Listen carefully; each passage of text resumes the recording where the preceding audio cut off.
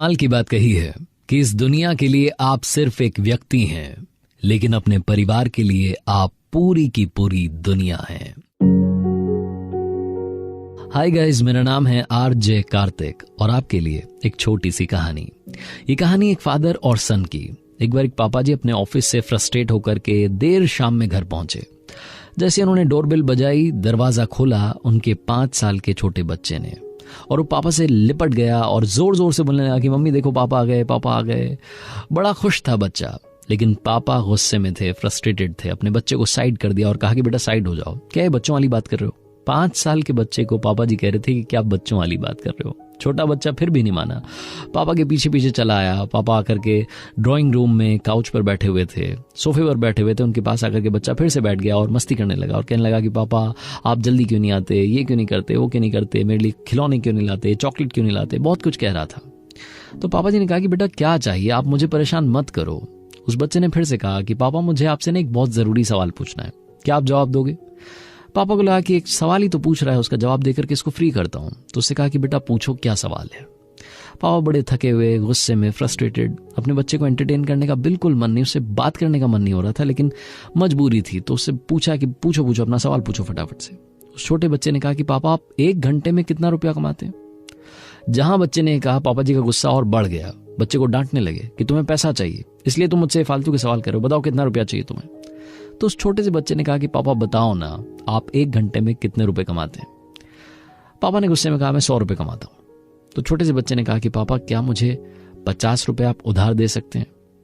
पापा का गुस्सा और बढ़ गया और उस बच्चे को डांट करके वहां से भगा दिया। बच्चा रोता रोता रोता अपने कमरे में चला गया। आधे 1 घंटे के बाद में, डिनर करने के बाद में, पापा जी का गुस्सा शांत हुआ। उन्हें लगा कि बच्चा आज फालतू ही मैंने उसको डांट दिया, पता नहीं उदास होगा, रो रहा होगा। अपने बच्चे के रूम में गए तो जाकर के देखा कि बच्चा सोया नहीं था, उसको नींद ही नहीं आ रही थी, वो रो रहा था, करवट बदल रहा था। जाकर के अपने बच्चे को हक किया और कहा कि बेटा सॉरी, आज मैंने आप पर ज्यादा गुस्सा कर लिया, बताओ आपको पैसे क्यों चाहिए थे? इनको लगा कि शायद उस बच्चे को काम होगा तो उसको 50 रुपए दे दिए। बच्चा तुरंत उठा अपने बिस्तर से और अलमीरा के पास गया, वहां से गुल्लक निकाली और गुल्लक को फोड़ दिया। उसमें बहुत सारे पैसे थे, चिल्लर थी। तो पापा जी गुस्सा करने लगे कि क्या बात है ये, आपके पास तो पहले से पैसे थे, आपने और पैसे क्यों मांगे? छोटा बच्चा आपकी बार रोया नहीं, सारे पैसे इकट्ठे किए अपने हाथ में और पापा के पास ला करके रख दिया और कहा कि पापा ये 100 रुपए से ज्यादा ही हैं, क्या मुझे आपका सिर्फ 1 घंटा मिल सकता है? पापा प्लीज कल आप जल्दी आ जाना ना, आपके साथ डिनर करने का मन करता है। छोटे से बच्चे ने जब ये कहा तो पापा की आंख में आंसू थे। कई बार इस भागती दौड़ती जिंदगी में हम अपनों से इतना दूर हो जाते हैं कि अपनों को हमें याद दिलाना पड़ता है कि हम भी हैं। और आप चाहे दुनिया के लिए एक व्यक्ति हों, लेकिन हमारे लिए तो आप ही पूरी दुनिया है। जिंदगी में हमेशा याद रखिएगा कि अपने सपनों के पीछे, अपने गोल के पीछे, अपनी जिंदगी में करियर के पीछे भागते भागते इतना आगे मत चले जाना कि अपनी फैमिली से, अपनों से दूर हो जाओ। अपनों के प्यार के साथ कर दिखाओ कुछ ऐसा कि दुनिया करना चाहे आपके जैसा।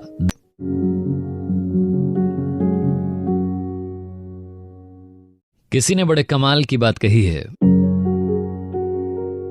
कि जिंदगी की परीक्षा में कभी नंबर नहीं मिलते, इसीलिए जब लोग आपको दिल में जगह दे दें तो समझ लीजिएगा पास हो गए आप। हाय गाइस, मेरा नाम है आरजे कार्तिक और आपके लिए एक छोटी सी कहानी। ये कहानी एक ऐसे राजा की जिसकी उम्र ढल चुकी थी, जो बूढ़ा हो चला था। समस्या ये नहीं थी कि उसने उत्तराधिकारी का चुनाव नहीं किया था, उसने अपने बड़े बेटे को अपने राज्य का अगला राजा घोषित कर दिया था। समस्या ये थी कि उसके पास में अब उम्र में बड़े कम साल बचे थे, बड़ी कम उम्र बची थी। बहुत सारे वैद्यों ने, बहुत सारे ज्योतिषियों ने कह दिया था कि आपका समय खत्म होने को आया है। आप एक काम कीजिए, जंगल में चले जाइए, संन्यास लीजिए, कुटिया बनाइए, वहीं रहिए और ऊपर वाले की भक्ति में थोड़ा समय लगाइए। राजा लेकिन अकेले नहीं जाना चाहता था। राजा की 4 रानियां थीं और वो उनमें से किसी एक के साथ में संन्यास लेना चाहता था। चौथी रानी, जिससे नई नई शादी हुई थी, नई नई मोहब्बत थी, राजा चाहता था कि उसके साथ में संन्यास ले ले। वो अगर साथ में चली जाएगी तो जो जिंदगी के आखिरी साल हैं अच्छे से बीत जाएंगे। राजा की ये मन में ख्वाहिश थी। इसी ख्वाहिश को लेकर के जो चौथी रानी का राजमहल था वहां पहुंचा। चौथी रानी को जाकर के बताया कि मुझे इस राज्य के विद्वानों ने सलाह दी है कि अब आप संन्यास ले लीजिए और मैं चाहता हूं कि मैं संन्यास लूं, लेकिन आपके साथ। चौथी रानी ने उसी वक्त, उसी लम्हे में राजा को मना कर दिया, साफ साफ मना कर दिया कि राजा साहब आपके साथ नहीं आ सकती।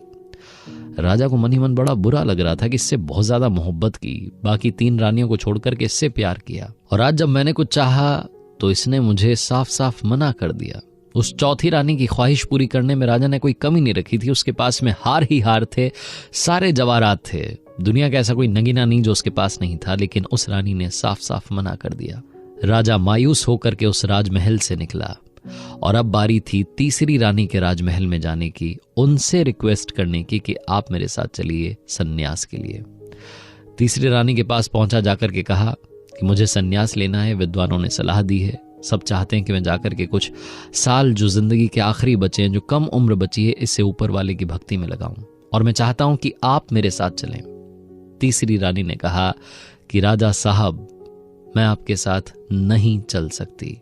अगर आप चाहते हैं तो जिंदगी के जो बचे हुए साल हैं यहीं बिताइए, मैं आपके साथ रहूंगी, लेकिन अगर आप वाकई में यहां से चले जाएंगे, सन्यास ले लेंगे, तो मैं दूसरी शादी कर लूंगी। राजा ने जब यह सुना तो राजा के होश उड़ गए। उसके मुंह पर उसकी रानी ने कह दिया कि मैं दूसरी शादी कर लूंगी। राजा वहां से भी उदास होकर के चल दिया और अब बारी थी दूसरी रानी की।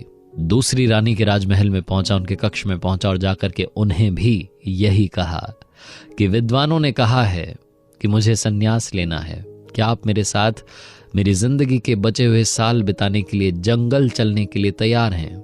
दूसरी रानी, जिससे थोड़ी बहुत मोहब्बत बची थी, उस दूसरी रानी ने राजा साहब को कहा कि राजा साहब, बड़ा मन था आपके साथ चलने का, सन्यास लेने का, लेकिन अभी तो मेरी उम्र काफी बची है और इतनी जल्दी समय नहीं आया कि मैं सन्यास लूं।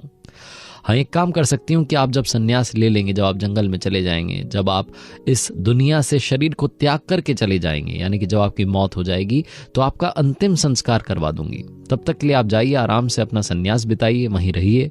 जब आप यहाँ से चले जाएंगे दुनिया छोड़ करके, तो आपका अंतिम संस्कार शाही तरीके से होगा, इसकी फिक्र आप मत कीजिएगा। लेकिन माफी चाहती हूँ, मैं आपके साथ नहीं आ सकती। दूसरी रानी ने भी मना कर दिया। राजा की आंखें नम थीं, आंसू बस जमीन पर गिरने वाले थे। अचानक से एक आवाज आई कि राजा साहब, मैं आपके साथ चलने के लिए तैयार हूं, बताइए कहां चलना है। राजा ने पलट करके देखा तो दरवाजे पर उसकी पहली रानी खड़ी थी। वो रानी जिसके शरीर पर एक भी गहना नहीं था, क्योंकि राजा ने उसे कब का भुला दिया था, उसकी परवाह नहीं की थी, उसका ख्याल नहीं रखा था। उसने कहा कि मैं आपके साथ आपकी जिंदगी के आखिरी पल, आखिरी लम्हे बिताने के लिए तैयार हूं, आपके साथ जंगल में चलने के लिए तैयार हूं, बताइए मेरे स्वामी कहां चलना है। राजा उदास, मायूस, लेकिन खुश भी कि चलो किसी ने तो साथ दिया, पहली रानी के साथ वहां से सन्यास के लिए चला गया। ये कहानी राजा और उसकी 4 रानियों की नहीं है, ये कहानी आपकी, मेरी और हम सब की है। हम सब की जिंदगी में वो 4 रानियां हैं। चौथी रानी, जिससे हमें लगता है कि हम सबसे ज्यादा मोहब्बत करते हैं, हमेशा उसका ख्याल रखते हैं, हमारा शरीर हम हमेशा चमका करके रखना चाहते हैं, फिट रहना चाहते हैं, चेहरा चमका करके रखना चाहते हैं, पूरा इन्वेस्टमेंट कर देते हैं, लेकिन जब यहां से अलविदा कहने का समय आता है तो शरीर नहीं जाता। तीसरी रानी, यानी कि वो मटेरियलिस्टिक चीजें जिनमें हमारा मन लगा रहता है, शानदार बंगला होना चाहिए, बड़ी गाड़ी होनी चाहिए, बड़ा फोन होना चाहिए, दुनिया की ऐसी कोई सुख सुविधा नहीं जो मेरे पास ना हो, उनमें हमारा दिमाग लगा रहता है। लेकिन वो तीसरी रानी, उसने कहा था कि आप चले जाएंगे तो मैं दूसरी शादी कर लूंगी, आई विल रीमैरी। यानी कि जब आप और हम इस दुनिया से चले जाएंगे तो ये जो सारी चीजें जिन्हें हम अपना मान रहे हैं, ये किसी और की हो जाएंगी। और अब बात करते हैं दूसरी रानी की। दूसरी रानी ने कहा कि मैं आपके साथ तो नहीं आ सकती, लेकिन जब आप इस दुनिया को छोड़ करके चले जाएंगे तो आपका अंतिम संस्कार अच्छे से करवा दूंगी, शाही तरीके से करवा दूंगी। दूसरी रानी यानी कि आपकी फैमिली, आपके क्लोज्ड वंस, आपके लव्ड वंस, वो जितना चाहें आपके साथ नहीं आ सकते। जब आपको जलाया जा रहा होगा, दफनाया जा रहा होगा, वो चाह करके भी उसी पल, उसी लम्हे में आपके साथ दुनिया नहीं छोड़ सकते। अंतिम संस्कार तक आपके साथ जरूर आ सकते हैं। इसीलिए दूसरी रानी ने कहा कि आप चले जाइए सन्यास, अंतिम संस्कार की जिम्मेदारी मेरी होगी। और पहली रानी, जिसकी ना उस राजा ने परवाह की और ना हमने परवाह की, यानी कि हमारी अपनी सोल, हमारी अपनी आत्मा, जिसका हमने ख्याल नहीं रखा, जो हर लम्हा हमारे साथ है, हर पल हमारे साथ है, हर फैसले में हमारे साथ है, जिसकी हमने कभी परवाह नहीं की, जिसके लिए हमने कभी समय नहीं निकाला, वही हमारे साथ इस दुनिया को छोड़ करके जब हम जाएंगे तो वही हमारे साथ जाएगी। इस छोटी सी कहानी से बस यही कहना चाहता हूं कि अगर आप वाकई में मन की शांति चाहते हैं, पीस ऑफ माइंड चाहते हैं, तो बहुत जरूरी है अपनी पहली रानी का ख्याल रखें, उस सोल का ख्याल रखें जिसकी वजह से हम इस दुनिया में हैं। मेडिटेशन कीजिए, सुकून दीजिए, उस आत्मा को क्या चाहिए उससे बात करके देखिए। जिंदगी में चाहे जितना पैसा आ जाए, जब तक आप अंदर से खुश नहीं हैं, आप वाकई में खुश नहीं हैं। आरजे कार्तिक बस यही कहता है, ऊपर वाले के आशीर्वाद के साथ, अपनों के प्यार के साथ, अपनी मेहनत के साथ कर दिखाओ कुछ ऐसा कि दुनिया करना चाहे आपके जैसा। और किसी ने बड़े कमाल की बात कही है कि लोगों के काम आते रहिए, क्योंकि कुदरत का उसूल है, जिस कुएं से लोग पानी पीते रहते हैं उसका पानी कभी नहीं सूखता। हाय गाइस, मेरा नाम है आरजे कार्तिक और आपके लिए एक छोटी सी कहानी। ये कहानी भगवान गौतम बुद्ध की। बात उन दिनों की है जब वो एक गांव से दूसरे गांव में जाते थे, एक शहर से दूसरे शहर में जाते थे, भ्रमण पर निकले थे अपने शिष्यों के साथ और अलग अलग जगह जाकर के प्रवचन दिया करते थे, उपदेश दिया करते थे, कोशिश करते थे कि लोगों की जिंदगी में उनकी बातों से कुछ तो फर्क पड़ जाए, कुछ अच्छी बातों को लोग ग्रहण कर लें तो उनकी जिंदगी बदल जाए। एक बार ऐसे ही एक गांव से दूसरे गांव के लिए निकले थे। रास्ता काफी लंबा था। चलते चलते दोपहरी का वक्त था, बड़ी जोर की प्यास लगने लगी। उनके शिष्यों ने कहा कि गुरुदेव, हमें विश्राम कर लेना चाहिए। भगवान गौतम बुद्ध ने वो बात मान ली और बरगद के पेड़ के नीचे विश्राम करने के लिए रुक गए। तभी उन्होंने अपने एक शिष्य से कहा कि काम कीजिएगा, इस बरगद के पेड़ से 20 कदम दूर जाइए और वहां जाकर के 2 बार गोल चक्कर लगाइए, परिक्रमा लगाइए और वापस आइए। शिष्य ने वही किया। जब वापस आया तो भगवान गौतम बुद्ध ने उससे पूछा कि क्या आपको कहीं से ठंडी हवा आ रही थी? शिष्य ने कहा कि हाँ, मुझे उत्तर दिशा से ठंडी हवा आ रही है। भगवान गौतम बुद्ध ने कहा कि फिर ठीक है, बर्तन लेकर के जाओ और उत्तर दिशा में कोई ना कोई पीने के पानी का स्थान होगा, वहां से पानी भर करके लाओ और सबकी प्यास बुझाओ। शिष्य ने कहा जो आ गया। उसके बाद वो निकल गया। उत्तर दिशा में थोड़ा चला तो वाकई में उसके लिए सरप्राइज था, वहां गांव का एक बड़ा तालाब था। लेकिन सबसे बुरी बात यह थी कि उस तालाब के किनारे लोग गंदगी मचाए बैठे थे। यानी कि वहां पर कोई कपड़े धो रहा था, कोई अपने जानवरों को नहला रहा था, कोई खुद नहा रहा था। पूरे तालाब की मिट्टी ऊपर आ चुकी थी, तालाब में गंदा पानी था। शिष्य को समझ नहीं आया कि यहां से पीने का पानी भर करके अपने भगवान के लिए कैसे लेकर के जाऊं, अपने बाकी साथियों के लिए कैसे लेकर के जाऊं। उस शिष्य ने बहुत देर इंतजार किया, मन ही मन जो गुस्सा आ रहा था उसको कंट्रोल किया। तभी एक और गांव वाला आया, अपने साथ में 3-4 भैंसे लाया और सीधी उसने तालाब में उतार दी। अब की बार और पानी गंदा हो गया और शिष्य को गुस्सा आया। वो बस भला बुरा सुनाने ही वाला था कि अचानक उसे उसके गुरुदेव भगवान की वो बात याद आई कि शांत रहिए। शिष्य ने अपने आप को शांत रखा और चुपचाप वहां से वापस उसी बरगद के पेड़ के पास आ गया। भगवान गौतम बुद्ध को प्रणाम किया और कहा कि मुझे माफ कीजिएगा, आपके लिए और बाकियों के लिए पीने का पानी नहीं ला पाया। उन्होंने पूछा कि हुआ क्या? तो अचानक से उस शिष्य का वो जो गुस्सा था, जो उसने अंदर रोक रखा था, वो बाहर फूट पड़ा और वो भगवान गौतम बुद्ध के सामने कहने लगा कि वहां हाल बेहाल हो रखा है, गांव वालों को शर्म नहीं आती, पता नहीं क्या क्या सुनाने लगा। भगवान गौतम बुद्ध ने कहा कि शांत हो जाओ, थोड़ी देर के लिए यहीं विश्राम करते हैं, उसके बाद यहां से चलेंगे। 3-4 घंटे वहां रुके। उसके बाद फिर से भगवान गौतम बुद्ध ने अपने उसी शिष्य से कहा कि बर्तन लेकर के जाओ, उसी उत्तर दिशा में जाओ जहां तुम्हें तालाब मिला था, वहां से पीने का पानी भर कर लाओ और अब की बार सबको पानी पिलाओ। शिष्य ने सोचा कि क्या अजीब बात है, अभी तो बताया कि वहां पानी गंदा है, लेकिन भगवान ने मान ही नहीं रहे, अब इनका आदेश मानना पड़ेगा। चुपचाप चला गया और अब की बार उसके लिए बड़ा सरप्राइज ये था कि अब की बार तालाब में पानी निर्मल था, स्वच्छ था, पीने लायक था, सारी गंदगी गायब थी। पीने का पानी उस बर्तन में भरा, वापस आया, सबको पानी पिलाया और फिर आखिरी में भगवान से पूछा कि मुझे बताइए कि यह चमत्कार कैसे हुआ, वहां तो पानी गंदा था, अचानक से साफ कैसे हुआ। भगवान गौतम बुद्ध ने अपने उस शिष्य को जो कहा, ध्यान से सुनिएगा। उन्होंने कहा कि बस कुछ नहीं हुआ। हमने थोड़ा सा वक्त उस तालाब को दिया और उसकी सारी गंदगी, सारी मिट्टी नीचे बैठ गई और पानी तो पहले भी साफ था, तुम्हें फिर से साफ दिखाई देने लगा। उसके बाद में जो भगवान गौतम बुद्ध ने अपने शिष्यों से कहा, ध्यान से फिर से सुनिए, क्योंकि ये बात आपकी हमारी जिंदगी से जुड़ी है। ये कहानी तालाब, पानी उस शिष्य की नहीं है, आपकी हमारी है। हमारे दिमाग में भी कई बार जब नेगेटिविटी हावी हो जाती है, नकारात्मकता हमारे ऊपर हावी हो जाती है, तब हम समझ नहीं पाते कि क्या करें, अपने दिमाग को शांत कैसे रखें। थोड़ा सा वक्त दीजिए। इस कहानी में आपने सुना कि उस शिष्य ने कुछ नहीं किया, बस भगवान गौतम बुद्ध ने कहा कि कुछ देर के लिए यहां और रुकते हैं। थोड़ा सा समय दिया, अपने आप चीजें ठीक हो गईं। अगर आपको लगता है कि कभी आपको किसी पर गुस्सा आ रहा है, आप उसको सुनाना चाहते हैं, कुछ कहना चाहते हैं, थोड़ा सा वक्त दीजिए।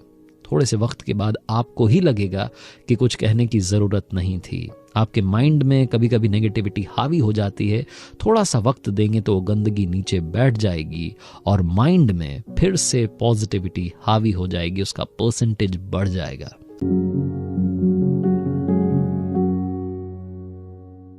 किसी ने बड़े कमाल की बात कही है कि जिंदगी में संकट का हर दरिया पार भी होगा, थोड़ी सी हिम्मत रखिए, देखना एक दिन चमत्कार भी होगा। हाय गाइस, मेरा नाम है आरजे कार्तिक और आपके लिए एक छोटी सी कहानी। ये कहानी एक ऐसे सेठ जी की जिनके पास में बहुत सारी फैक्ट्रीज थीं, बहुत बड़ा बिजनेस था, लेकिन वो नास्तिक थे। ऊपर वाले से दूरी बनाए रखने में उनको अच्छा लगता था। लेकिन उनके जो घर वाले थे वो बिल्कुल ऑपोजिट थे सेठ जी के। उन्हें पूजा पाठ में, हवन में, ऊपर वाले में बड़ा यकीन था, बड़ा विश्वास था, बड़ी श्रद्धा थी। एक दिन एक फैक्ट्री का दौरा करने के बाद में सेठ जी वापस आए और शाम में जब घर पहुंचे तो देखा कि सारे घर वाले पूजा पाठ में लगे थे। सेठ जी चुपचाप अपने कमरे में चले गए, दिन भर का हिसाब करने लगे, एनालाइज करने लगे कि क्या सही हुआ, क्या गलत हुआ। नौकर से कहा कि एक कप कॉफी बना लाना। नौकर एक कप कॉफी बनाने के लिए चला गया। अचानक से सेठ जी को सीने में दर्द होने लगा, बेचैनी होने लगी। तुरंत नौकर को आवाज दी और कहा कि कॉफी बाद में, पहले डॉक्टर्स को बुलाओ। उस शहर के जितने बड़े डॉक्टर्स थे उनकी एक टीम वहां पहुंच गई। सेठ जी की हर तरीके से जांच की गई। सेठ जी हर तरीके से फिट थे, लेकिन डॉक्टर्स को बार बार कह रहे थे कि मुझे अच्छा नहीं लग रहा है। डॉक्टर्स ने कहा कि ठीक है, आपको अच्छा नहीं लग रहा तो कुछ दवाई आपके लिए लिख करके चले जाते हैं, वैसे आपकी तबीयत को कुछ नहीं हुआ, आप बिल्कुल स्वस्थ हैं, मस्त रहिए, ज्यादा चिंता मत कीजिए, बिजनेस का लोड मत लीजिए, सब अच्छा होगा। सेठ जी ने कहा कि अरे कोई चिंता नहीं है, बस ऐसे ही मुझे अंदर से अच्छा नहीं लग रहा है। डॉक्टर्स ने दवाई लिखी, नौकर दवाई लेने के लिए गया, वापस आया, सेठ जी को दवाई दी। खाना खाने के बाद में सेठ जी आराम करने के लिए अपने रूम में चले गए, लेकिन उन्हें नींद नहीं आ रही थी। करवट बदल रहे थे, करवट बदलते बदलते कब रात की 3 बज गई उन्हें मालूम ही नहीं चला। उन्होंने घड़ी देखी तो मालूम चला कि रात की 3 बज रही है। बेचैनी अभी भी उसी लेवल पर थी, अभी भी उन्हें अंदर से ठीक नहीं लग रहा था, अच्छा महसूस नहीं कर रहे थे। उन्हें लगा कि शायद ये बंद कमरे में हूं, घुटन हो रही है, इसलिए उस बंद कमरे से बाहर निकले। बड़ा सा घर था, शानदार बंगला था, बगीचे में आकर के टहलने लगे। वहां भी उन्हें सुकून नहीं मिला, तो सेठ जी ने चप्पल पहनी और निकल गए अपनी कॉलोनी में सड़क पर घूमने के लिए। वो पुराने दिन याद करने लगे जब आराम से बिना किसी रोक टोक के घूमने जाते थे, जिंदगी को जीते थे। अब तो सिर्फ और सिर्फ बिजनेस में उलझ करके रह गए थे, अपने परिवार के बारे में, बिजनेस के बारे में सोचते चले जा रहे थे और कब घर से दूर निकल गए मालूम ही नहीं चला। सड़क किनारे एक चबूतरा था, वहां जाकर के बैठ गए, अपनी चप्पल नीचे उतार दी और आराम से अपनी जिंदगी के बारे में सोचने लगे। वहां उन्हें उस चबूतरे पर अच्छा लग रहा था। तभी अचानक से कुत्ता आया और उनकी एक चप्पल मुंह में दबा करके भाग गया। ये जो अचानक से घटना हुई, सेठ जी चौंक गए, अपनी एक चप्पल पहनी और कुत्ते के पीछे भागते चले गए। कुत्ता दौड़ता दौड़ता एक झुग्गी झोपड़ी में घुस गया। उस कुत्ते को जोर से आवाज लगाई तो उस कुत्ते ने वो जो चप्पल मुंह में दबाई थी उसे वहां छोड़ी और आगे भाग गया। सेठ जी वहां पहुंचे जहां उसने चप्पल छोड़ी थी, चप्पल पहनी और याद आया कि मैं कहां, मतलब इतना लेट हो गया हूं, अब तो मुझे घर वापस चलना चाहिए। वो दूसरी चप्पल पहन करके घर की तरफ निकलने ही वाले थे कि अचानक से उन्हें किसी के जोर जोर से रोने की आवाज आने लगी। उन्हें समझ नहीं आया कि इतनी देर रात में, सुबह होने को आई है, कौन रो रहा है। ध्यान दिया तो मालूम चला कि एक झोपड़ी में एक महिला रो रही थी, जोर जोर से चिल्ला रही थी। सेठ जी के एक मन ने कहा कि अपने को क्या मतलब है, अपन तो घर चलते हैं, मेरा कोई मतलब नहीं है, मैं जानता नहीं हूं, पहचानता नहीं हूं, क्यों किसी के पचड़े में पड़ना। फिर उनके दूसरे मन ने कहा कि एक बार जाकर के पूछ तो लेते हैं कि चक्कर क्या है। वो जो दूसरे मन की अच्छी आवाज थी उससे सेठ जी ने सुना। हिम्मत करके उसकी झोपड़ी के पास गए महिला की और वहां जाकर के दरवाजा खटखटाया। महिला ने दरवाजा खोला, रोती चली जा रही थी। सेठ जी ने सबसे पहले तो माफी मांगी कि मुझे माफ कीजिएगा, मैं यहाँ से गुजर रहा था, आपके रोने की आवाज आई और मुझे लगा कि मुझे आपसे बात करनी चाहिए, बुरा मत मानिएगा, कुछ गलत मत समझिएगा। उस महिला ने कहा कि मैं तो किसी भी चीज का बुरा नहीं मान रही, जिंदगी ने मेरे साथ बुरा कर दिया है। वो रोती चली जा रही थी। सेठ जी ने पूछा कि क्या हो गया है, इतनी सुबह आप क्यों रो रही हैं, 4 बजने को आई है। उस महिला ने कहा कि क्या बताऊं, मेरी ये 7 साल की बच्ची है, बीमार है, इसका ऑपरेशन होना है, इसका इलाज करवाना है, लेकिन मेरे पास में पैसा नहीं है। सेठ जी ने पूछा कि आप कहाँ काम करती हैं, जहां काम करती हैं उनसे मदद मांगती। उस महिला ने बताया कि वो घर घर जाकर के झाड़ू पोंछा करती है, लेकिन कोई भी मदद करने के लिए आगे नहीं आ रहा है। सब ने कहा कि हमारे पास में इतना पैसा नहीं है। सेठ जी ने अब की बार फिर से उस महिला से दूसरा सवाल पूछा कि ठीक है, आपकी कोई मदद नहीं कर रहा है, लेकिन ऐसे सुबह सुबह 4 बजे यहां रोने से चिल्लाने से क्या कोई मदद मिल जाएगी? उस महिला ने जो कहा ध्यान से सुनिएगा। उस महिला ने कहा कि कल यहां से एक बाबा जी निकले थे। मैं अपना दुखड़ा उनके सामने रोने लगी तो उन्होंने कहा कि बेटा कुछ मत करो, बस सुबह 4 बजे का इंतजार करो, और जैसे ही 4 बजे वैसे ही अपनी झोपड़ी की दीवार से सर लगा करके जोर जोर से रोना, जोर जोर से चिल्लाना, देखना अपने आप तुम्हें मदद मिलेगी। जहां उस महिला ने कहा, सेठ जी का दिल पिघल गया। कभी उन्होंने ऊपर वाले की उस शक्ति में बिलीव नहीं किया था, लेकिन अचानक से उन्हें लगा कि कोई तो है जो इस दुनिया को चला रहा है। अचानक से सेठ जी का दिल पिघला और तुरंत डॉक्टर्स को कॉल लगाया और कहा कि एक बच्ची है जिसका ऑपरेशन अभी के अभी होना चाहिए, उसका इलाज कीजिए, उसे ठीक कीजिए। एम्बुलेंस को कॉल लगाया, उस बच्ची का ऑपरेशन करवाने के लिए सीधा उसे हॉस्पिटल भेजा। उस महिला से कहा कि कल से आप मेरी फैक्ट्री में काम करेंगी, आप मेरे घर में एक सर्वेंट क्वार्टर है खाली पड़ा है, उसमें रहेंगी, आपको यहाँ झोपड़ी में रहने की जरूरत नहीं है। सेठ जी वापस घर आ चुके थे, उनकी बेचैनी खत्म हो चुकी थी, लेकिन मन में एक सवाल बना हुआ था कि कौन है जो इस दुनिया को चला रहा है, जिसने मुझे वहां सुबह 4 बजे उस झोपड़ी के बाहर पहुंचा दिया। और अगर वाकई में कोई ऊपर वाला है तो फिर वो हमें जातियों के नाम पर, धर्म के नाम पर लड़ा क्यों रहा है? क्योंकि ना तो मैंने उस महिला से जाति पूछी, ना उसने मेरी जाति पूछी, बस ऊपर वाले ने मुझे एक जरिया बना करके वहां मदद करने के लिए भेज दिया। सेठ जी को एक बात तो समझ में आ गई कि ऊपर वाला चाहता है हम सब इंसानियत को अपना धर्म माने, एक दूसरे की मदद करने को अपना धर्म माने, जब भी कोई मुसीबत में हो तो उसकी मदद करते चलें। सेठ जी को एक और बात समझ में आ गई कि सिर्फ कर्म करने से कुछ नहीं होगा, मदद करना, मुस्कान बांटना भी बहुत जरूरी है, क्योंकि जो दूसरों की मदद करते हैं ऊपर वाला उनकी मदद करता है। छोटी सी कहानी है, बहुत सारे मैसेज आपको देती है, हमें देती है कि जिंदगी में मुस्कान बांटते चलिए, और ह्यूमैनिटी नाम का जो सबसे बड़ा रिलीजन है उसमें अपना बिलीफ बनाए रखिए।